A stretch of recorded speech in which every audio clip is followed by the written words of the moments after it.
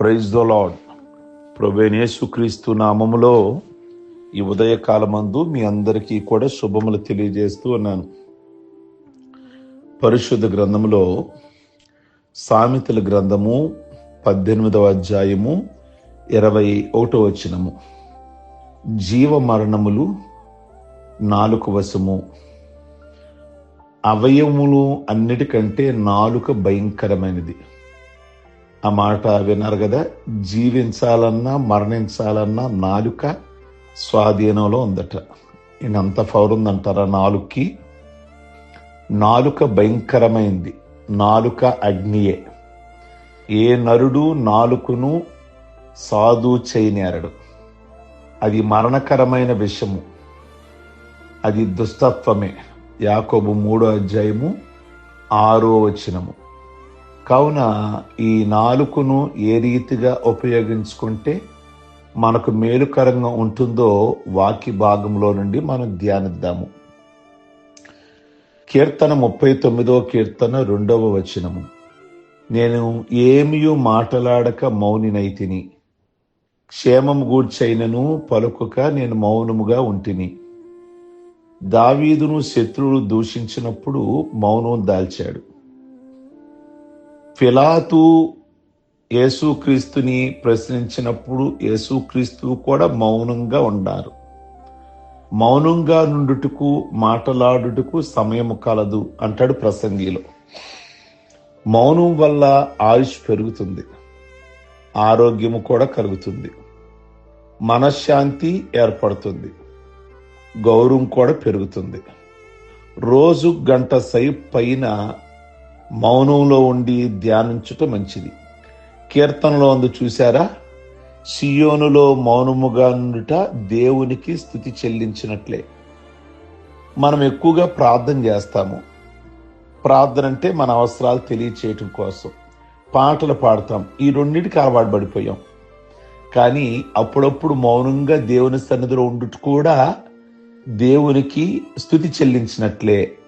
కనుక దేవుని సన్నిధిలో కూర్చున్నప్పుడు వ్యక్తిగతంగా మన ప్రార్థనలో కూర్చుంటాం చూసారా, మౌనంగా కొద్దిసేపు ధ్యానిస్తూ కూర్చుంటే కూడా దేవుని సన్నిధిలో మౌనంగా నుండుట దేవునికి స్తుతి చెల్లించినట్లే.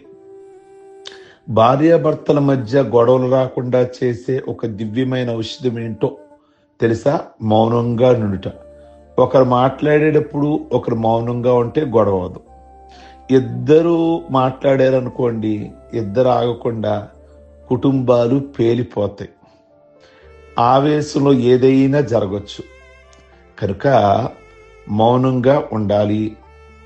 అహంకారులతో మంచిగా ఉండాలి అంటే వారి ముందు మాట్లాడకపోవడమే మంచిది అన్నాడు మార్క్ ట్వైన్ అనే అతను. భక్తిహీనులు నా ఎదుటనున్నప్పుడు నా నోటికి చెక్క ముంచుకుందుననుకున్నాడు దావీదు. 39వ కీర్తన 1వ వచనం. నా ఎదురు భక్తిహీనులు గనక ఉంటే మౌనంగా నుండుట. మన మాటలు కొంతమంది మనం మంచిగా మాట్లాడతాం, అందులో పెడార్థాలు తీస్తూ ఉంటారు. కొంతమందికి అది అలవాటు. మౌనంగా ఉండలేక ఏదైనా చక్కగా మాట్లాడదాం అని అనుకుంటాం, పెడార్థాలు తీస్తారు. వాళ్ళు ఉన్నప్పుడు మనం మౌనంగా నుండుట మంచిది. పగలంతా పనిచేసి రాత్రి హాయిగా నిద్రపోతున్న యజమానికి మేలు చేద్దామని ఒక కుక్క విపరీతంగా మొరుగుతుంది. మనకు కడుపు నిండా తిండి పెట్టని యజమాని ఇంట్లో దొంగలు పడితే మనకెందుకు అని కుక్కతో అంది గొడ్డు చాకిరీ చేసిన ఆ ఇంటి ఎద్దు. మనకెందుకు యజమాని ఇంట్లో దొంగలు పడితే నువ్వు అలా మొరుగుతూ ఉంటావు అంది. కానీ విశ్వాసం గల కుక్క వినకుండా ఆ రాత్రంతా అరుస్తూనే ఉంది. అయితే తెల్లారి యజమాని లేచి చావు దెబ్బలు కొట్టాడు. మౌనంగా ఉన్న ఎద్దుకి ఏమీ జరగల, దెబ్బలేం పడల. అయితే అరిచింది నోరు, దెబ్బలేమో వీపుకి. సామెతంగా మాట్లాడేది నోరు, నాలుక, దెబ్బలేమో వీపుకి. మొన్న కూడా మనం మాట్లాడుకున్నాం. చూచిందేమో కన్ను, ఆ పండు బాగుంది, మామిడికాయ బాగుంది, చూచిందేమో కన్ను. చెట్టు దగ్గరికి వెళ్ళిందేమో కన్ను కాదు, కాళ్ళు. చూచింది కన్ను, చెట్టు దగ్గరికి వెళ్ళిందేమో కాళ్ళు అంతవరకే, కోసిందేమో చెయ్యి, తిందేమో నోరు, ఆ యజమాని వచ్చి కొట్టిందేమో వీపు మీద, ఒంటి మీద కొట్టాడు, నా పొలంలో కాయ కోస్తావని. ఏడ్చిందేమో కళ్ళము నీళ్ళు వచ్చాయి. చూచిందేమో కళ్ళు, వెళ్ళిందేమో కాళ్ళు, కోసిందేమో చెయ్యి, తిందేమో నోరు, కొట్టిందేమో వీపుని, మళ్ళా కళ్ళమట నీళ్ళు వచ్చాయి. అంటే ఏ కళ్ళతోనైతే చూచావో ఆ కళ్ళల్లో నుండి ఏడ్పు. అలా కొన్నిసార్లు మాట్లాడేది నాలుక, దెబ్బలు తగిలేది వీపుకి. కనుక నోరు చాలా జాగ్రత్తగా ఉండాలి. కనుక మౌనం పాటించకపోవడం వల్ల వచ్చే నష్టం చెప్పారు పెద్దలు. జంతువులైనా మనుషులైనా అనవసరపు మాటల వల్ల కష్టాలు పొందుతారు. కనుక మౌనమే నీ భాష ఓ మోగ మనస అన్నాడు ఒక కవి. మౌనంగా దేవుని సన్నిధిలో కనిపెట్టుట ఆయనకు స్తుతి చెల్లించినట్లే. 65వ కీర్తన 1వ వచనము. మౌనం ద్వారా సమాజంలో ఒక వ్యక్తి ఎంతగానో గణపరచబడతాడు. ఊర కొనక మాట్లాడువాడు తనకు నాశనము తెచ్చుకొనును అని సామెతలు 13:3 ఉంది. కనుక మిన్ను విరిగి మీద పడినను తొనకకూడదు, మౌనమును వీడకూడదు. సామెతల గ్రంథం 21వ అధ్యాయము 23వ వచనంలో ఏముందంటే, నోటిని నాలుకను భద్రం చేసుకునివాడు శ్రమల నుండి తన ప్రాణమును కాపాడుకొనును. నోరు మంచిదైతే ఊరు మంచిదవుతుంది అన్నారు పెద్దలు. ఓ మామగారు ప్రయాణం చేస్తూ ఓ గ్రామానికి వెళ్ళింది. చీకటి పడింది. ఆ రాత్రి ఆ గ్రామములో ఎవరి యొద్దైనా ఆశ్రయం పొంది మరుసటి రోజు తన ప్రయాణాన్ని కొనసాగించాలనుకుంది. కానీ ఆ గ్రామస్తులు ఎటువంటి వారో, మంచివారో కాదు, తనకు ఆశ్రయం ఇస్తారో లేదో అని ఎదురుగా వస్తున్న ఒక ఆయనని ఆపి, అయ్యా ఈ ఊరు మంచిదేనా అని అడిగింది. అందుకు ఆ పెద్ద ఆయన అన్నాడు, మామగారు నీ నోరు మంచిదేనా అని ఎదురు ప్రశ్నించాడు. ఆ మాటకు, అదేంటి బాబు అంత మాట అన్నావు అంది. మరేం లేదు, నీ నోరు మంచిదైతే ఈ ఊరు మంచిదే అని అన్నాడు. నీ నోరు మంచిది కాకపోతేనే ఈ ఊరు మంచిది కాదు అన్నాడు. కొంతమంది తామే నిజాయితీ పరులైనట్లు, ఎదుటివారు అలాంటి వారు కాదన్నట్లు భావించి వారి యథార్థతను దెబ్బ కొట్టాలని ప్రయత్నిస్తుంటారు. నువ్వు ఎదుటి వ్యక్తిని విమర్శించేటప్పుడు ఆ స్థాయి నీకుందో లేదో మొదట పరీక్షించుకోవాలి. ఓ వ్యక్తిని అనేటప్పుడు చాలా జాగ్రత్తగా మాట్లాడాలి. ఈరోజు ముందు వెనక ఆలోచించకుండా ఒక మాట, డైలాగ్ వదిలావా, జీవితాంతము కూడా నీవు మళ్ళీ అదే మాట అవతల వాళ్ళు నిన్ను ప్రశ్నిస్తే ఇబ్బందులు పాలైపోతావు. అందుకే ఒక మాట, ఒక ప్రశ్న, ఒక మాట ఒక వ్యక్తిని అనేటప్పుడు అనాలా లేదా అని 100 ఆలోచించుకొని మాట్లాడాలి. కనుక మంచికైనా చెడుకైనా మన నోరే కారణమవుతుంది. పలుకు మంచిదైతే సమాజంలో పలుకుబడి సాధిస్తారు. అందులో నోటి పాత్ర ఇంత అంతా కాదు. నాలుక మన జీవితాన్ని శాసిస్తుంది. కొందరు చెడుని సైతం మంచిగా చెప్పగలుగుతారు. కొందరు చెప్పే మంచి కఠినముగా ఉండి వారికి అందరినీ దూరం చేస్తుంది. చెప్పే విధానం కుదరదు చాలా మందికి. మనసు మంచిదే, పాపం చాలా చేస్తారు, వాళ్ళు చాలా చేస్తారు మందిరంలో పరిచర్య, కానీ మాట్లాడే విధానం రాక మనుషులను దూరం చేసుకుంటారు. మృదువైన మాట క్రోధమును చల్లార్చును అనందు. కనుక నువ్వు ఎంత చేసినా నీ మాట్లాడే విధానం గనక రాకపోతే మనుషులలో ఒక మంచి అభిప్రాయాన్ని నువ్వు కోల్పోతున్నావు. నొప్పించు మాట కోపమును రేపును, మృదువైన మాట క్రోధమును చల్లార్చును అనుంది సామెతలు 15:1. తన దగ్గరకు వచ్చిన ఇశ్రాయేలులతో రెహబాము ఎలా మాట్లాడాడో మీకు జ్ఞాపకం ఉందా? ఆ ప్రజలందరూ వచ్చారు కష్టం చెప్పుకోవడానికి రాజుగారైన రెహబాము దగ్గరికి. అంటే తెలివి కలిగిన వాడు సొలొమోను, జ్ఞానం కలిగిన వాడు సొలొమోను, వాళ్ళ అబ్బాయి రెహబాము దగ్గరికి వచ్చారు. అతను మాట్లాడటం కుదరక కఠినంగా మాట్లాడాడు. అందువల్ల రాజ్యము 2 ముక్కలు అయిపోయింది. కేవలం పౌరుషంగా మాట్లాడినందువల్ల రాజ్యము 2 ముక్కలు అయిపోయింది. కేవలం ఆవేశంగా మాట్లాడాడు. దోషం కలిగే మాటలు మన నోటితో మాట్లాడకూడదు. మన మాట వల్ల ఎదుటివారికి కష్టం తోస్తే అది హింసల్లోకే వస్తుంది.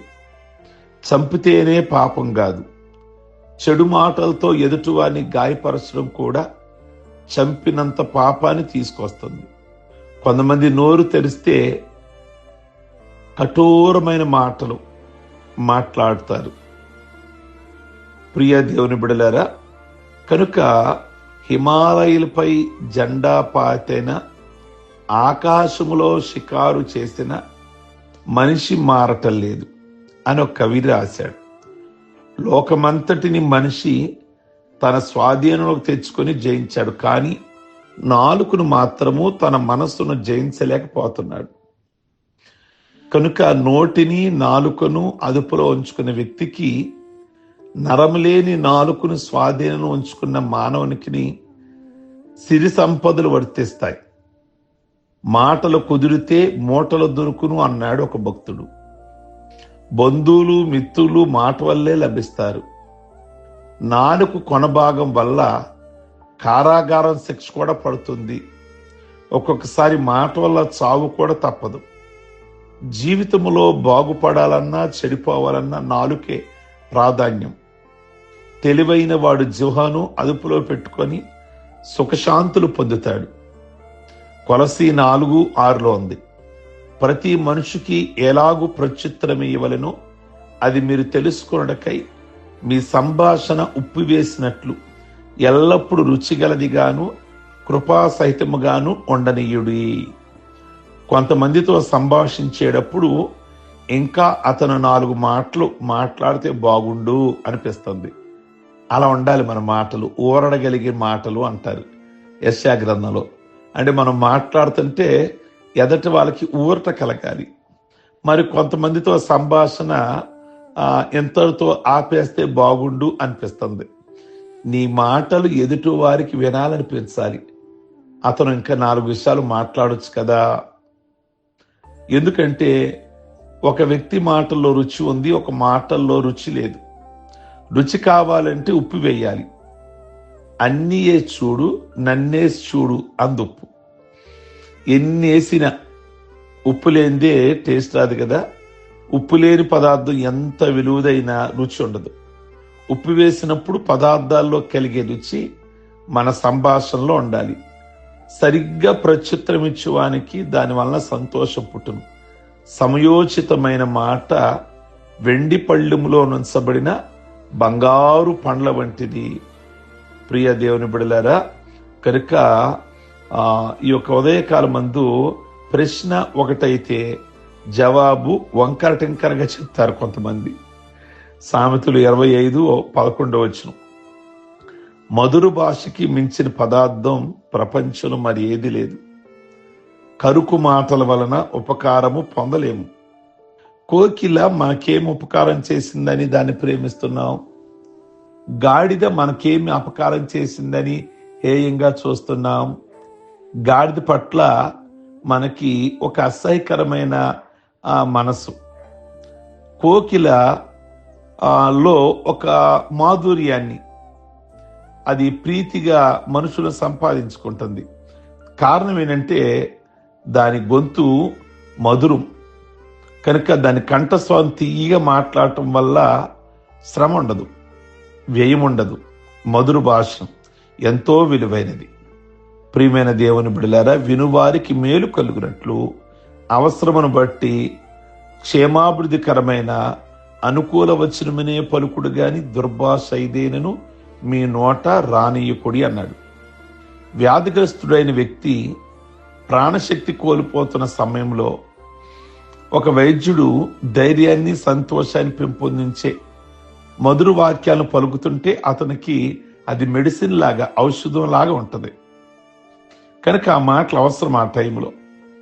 కనుక బలహీనులుగా, రోగగ్రస్తులుగా ఉన్న వారి దగ్గరికి వెళ్ళి నువ్వు మాట్లాడటం కూడా చాలా చాలా నీట్గా మాట్లాడాలి. నీ మాటల వల్ల అతనికి ఆశలు చిగురిస్తాయి, నిరీక్షణ కలుగుద్ది. కనుక మాట్లాడాలి, లేదా మౌనంగా ఉండి రావాలి. ఆ వ్యక్తి దగ్గరికి వెళ్ళి ఇదే రోగము మా చుట్టాలలో వచ్చింది, అతను కూడా పాపం చనిపోయాడు, అలా జరిగింది, ఎలా జరిగింది అంటే బతికేవాడు 4 నెలలు ఉండేవాడు కూడా 4 రోజుల్లో చనిపోతాడు మన మాటల వల్ల. కనుక గమనించండి, మాటే, అందుకే సామెతలు ఏమన్నాడు, నీ నాలుకే జీవము లేదా మరణము అన్నాడు. కనుక నీ మాటలు ఊరడించే, ఉత్సాహం రేకెత్తించే విధంగా మధురంగా మాట్లాడితే ఆ వ్యక్తిలో ఉన్న భయం పోతుంది. కనుక ప్రియ దేవుని బిడలారా, ఈ ఉదయకాలం ముందు చక్కటి వాక్కులని, ఎదటి వారిని ఆదరించగలిగిన మాటలు, ధైర్యపరిచే మాటలు, అనుభవం కలిగిన మాటలు ప్రభు మనకు దయచేయునుగాక. ప్రార్థించుకుందాం. సర్వశక్తి కలిగిన తండ్రి, మీ ఘనమైన నామమునకై వందనాలు. ఈ ఉదయకాలమందు మీరు మాట్లాడిన ఈ మాటలు మాకు దీవెనకరముగా, ఆశీర్వాదకరముగా ఉంచి మాకు చక్కటి నాలుగు మంచి మాటలు మాట్లాడడం మాకు నేర్పించండి. మీ మాటల వల్ల మీకు మహిమ, ప్రజలకి ధైర్యము, నిరీక్షణ కలిగించే మాటలు మా నోటుంచమని ప్రార్థిస్తున్నాం. ఈరోజు పెళ్లి రోజులు, పుట్టినరోజులు, రక్షణ పొందిన రోజులు చేసుకుంటున్న బిడలను దీవిస్తూ నూతన ప్రభు ఆయుష్, ఆరోగ్యాలతో నింపి సంవత్సరాలు జరుగుచుండగా మీ కార్యాలు నూతనపరిచి ఈ దినము ఎవరు ఏ బలహీనతో ఉన్నా, ఎవరు ఏ అవసరతల్లో ఉన్నా మీరే విడుదలిచ్చి మేలు చేయమని యేసు పరిశుద్ధ నామములో అడుగుచున్నాం తండ్రి. ఆమేన్. God bless you. ప్రభు మిమ్మల్ని దీవించునుగాక. ఈ మాటలు మీ మిత్రులకి ఫార్వర్డ్ చేయండి, అలాగే లైక్ బటన్ నొక్కండి, అలాగే చాట్ బాక్స్లో మీ అభిప్రాయాన్ని వ్యక్తం చేయండి. God bless you.